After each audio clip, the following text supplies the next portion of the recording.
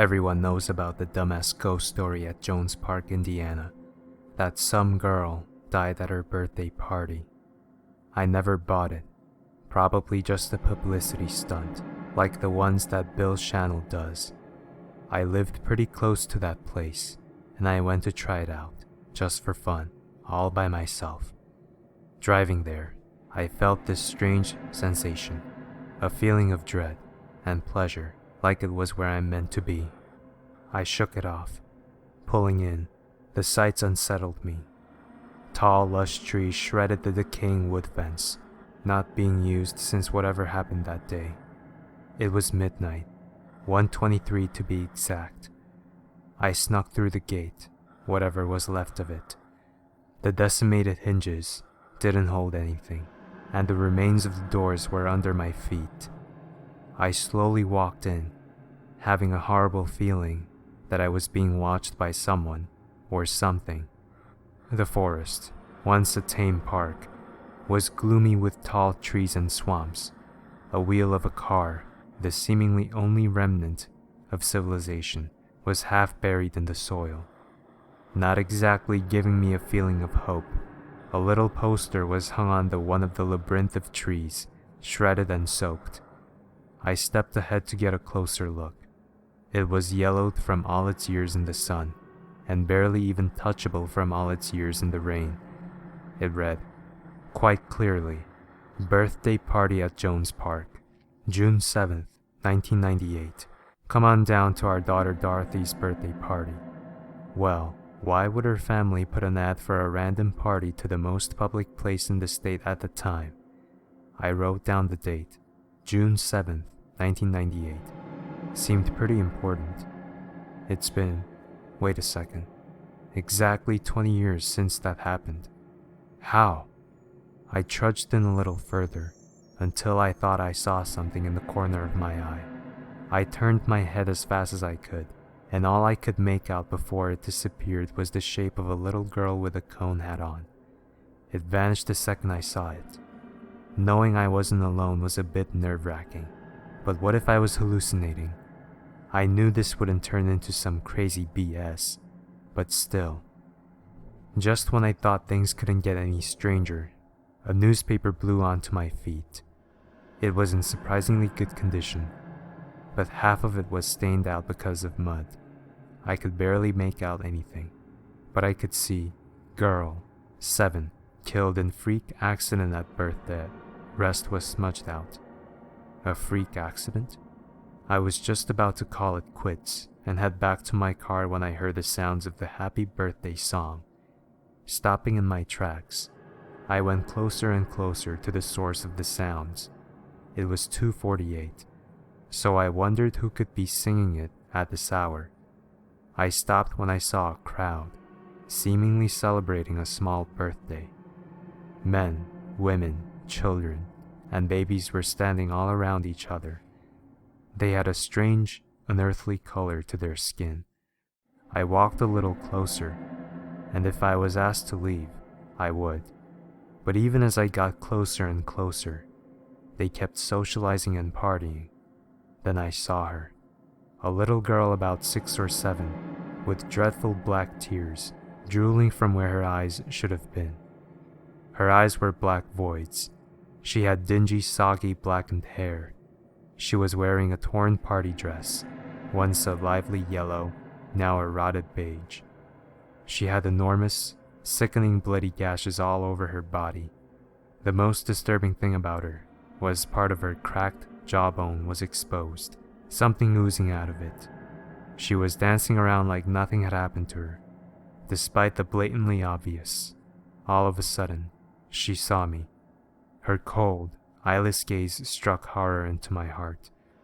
She walked slowly over to me, her filthy bare feet crunching the leaves below her, and she said, "You came to celebrate my birthday." I couldn't speak. I couldn't think. She just grabbed me by my hand, ants and those bugs with claws on their butts swarming out of a gash on her arm. I tried to let go. I tried to resist, but it just wouldn't work. When we got to where she wanted to go, a blinding light filled the area around me. When my eyes adjusted, it was a more lively scene. Butterflies, green grass, and the little girl looked, well, human. "My name is Dorothy," she whispered. "What's yours?" I just blurted it out. "Charlie." I realized with a start. This was the birthday girl. Presents were on the table. Barbies, Beanie Babies. This was the 90s after all, and a DVD of Toy Story. But the item that caught my attention the most was a large brightly colored machine. It was essentially a giant rectangle, as big as a small car. Its most prominent feature was its large, sharp as knives teeth. When Dorothy saw me staring at it, the sun and happiness instantly faded, and it was 3:15 again. She said, "This is my favorite part." I was confused, but then the machine's mouth opened, and its teeth started crashing into each other, crunching all the way. I was looking inside it, and I was caught off guard by the people there. They grabbed me and started walking me over inside the machine. Finally, I realized this was the way Dorothy died on her birthday. These people weren't the partygoers. They were lost souls. "Have fun," Dorothy stammered, crying of laughter. The last thing I saw were blades, then black. Everyone is always happy here. The cake is delicious. The games are always fun. Dorothy is a wonderful playmate. She said we'll have fun forever and ever. And that's just what I'm gonna do.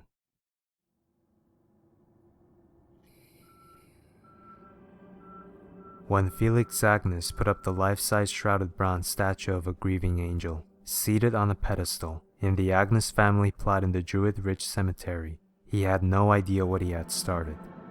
The statue was a rather eerie figure by day, frozen in a moment of grief and terrible pain.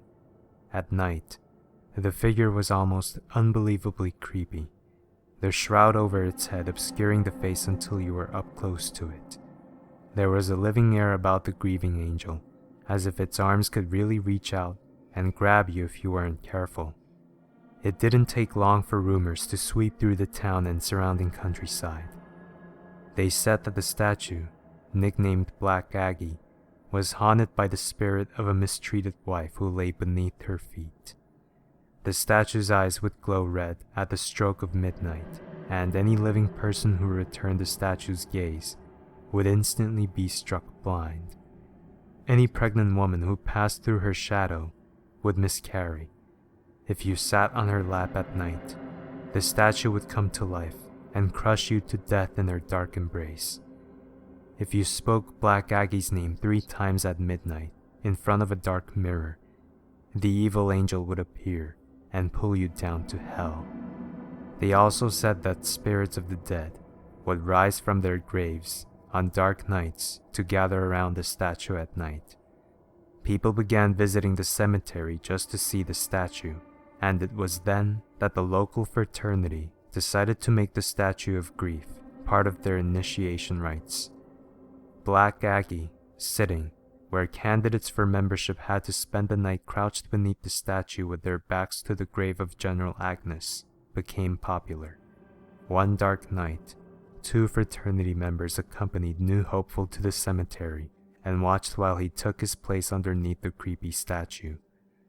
The clouds had obscured the moon that night, and the whole area surrounding the dark statue was filled with a sense of anger and malice. It felt as if a storm were brewing in that part of the cemetery, and to their chagrin, the 2 fraternity members noticed that gray shadows seemed to be clustering around the body of the frightened fraternity candidate crouching in front of the statue. What had been a funny initiation rite suddenly took on an air of danger. One of the fraternity brothers stepped forward in alarm to call out the initiate. As he did, the statue above the boy stirred ominously. The 2 fraternity brothers froze in shock as the shrouded head turned towards the new candidate. They saw the gleam of glowing red eyes beneath the concealing hood as the statue's arms reached out toward the cowering boy. With shouts of alarm, the fraternity brothers leapt forward to rescue the new initiate, but it was too late. The initiate gave one horrified yell, and then his body disappeared into the embrace of the dark angel. The fraternity brothers skidded to a halt as the statue thoughtfully rested its glowing eyes upon them. With gasps of terror, the boys fled from the cemetery before the statue could grab them too. Hearing the screams, a night watchman hurried to the Agnes plot. To his chagrin, he discovered the body of a young man lying at the foot of the statue. The young man had apparently died of fright.